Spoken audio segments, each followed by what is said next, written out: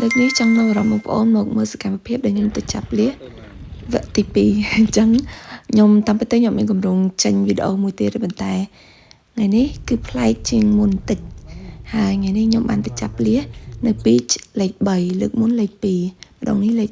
3ហើយចង់ដឹងថាខ្ញុំធ្វើអីប្លែកពីមុនខ្លះតោះបងប្អូនមកតាមទាំងអស់គ្នាមកខ្សាច់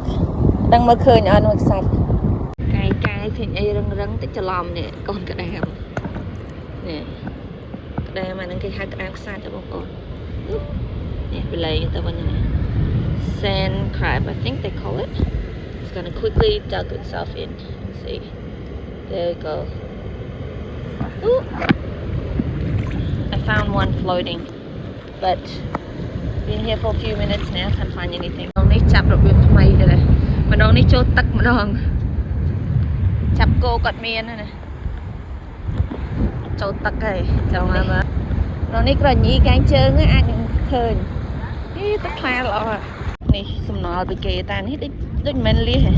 ប្លែកទៅតានេះសង្ស័យមួយទៀតតកូនឆាប់វិញដោពីគេសង្ស័យគេមើលឃើញចំណែកពេលចិត្តកន្លះម៉ោងនេះដែរបងប្អូនតម្រុំមករកបានណាកាយក្នុងទឹកគាត់មានលើគោកវិញហ៎ You're getting buried វាគេណាតើឲ្យប្តីអើយអូប្តីទៅហ៎មកទៅហៀងក៏ក្រាន់បាយទៀតអត់ដែរ beginner រកបាន2ហើយ experience គ្មានបាន1ទេទៀតលៀបទៀត There's more here no it's empty នេះតើបាន1នេះនេះបាន1តែតូចទុកនេះសិន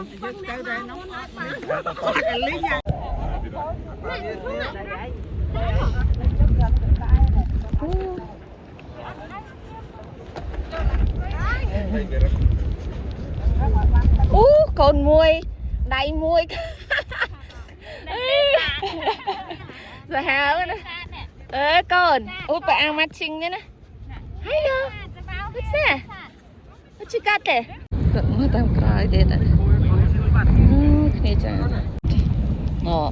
អ្នកចាប់នេះហើយគេបានច្រើនវាឥឡូវគេបែបខ្ជិលអញ្ចឹង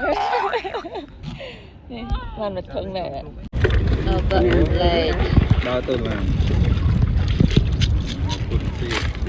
រើសមក I know រើសសុកអើយ Yeah អូរត់ដល់កោ